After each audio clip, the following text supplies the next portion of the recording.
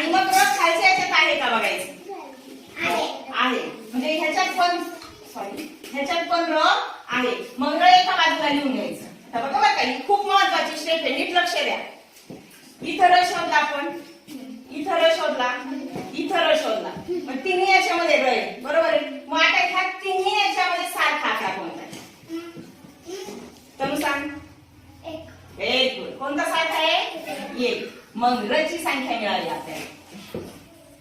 र ची संख्या मिळाली. किती आली र ची संख्या? 1. आता राहिलेल्या याच्यात 2 सारखे कोण आहेत? राहिलेल्या याच्यात तिन्ही सारखं आहे का बघायचं. इथं ज आहे, ह्याच्यात ज आहे का? हो. इथं आहे. बरोबर आहे नाही? पण याच्यामध्ये नाही. मग इथं ज आहे, इथं ज आहे. मग पहिल्यात आणि तिसऱ्यात सारखा अंक कोणता आहे? कृष्णा सांग. पहिल्यात आणि तिसऱ्यात सारखा अंक कोणता आहे? 6.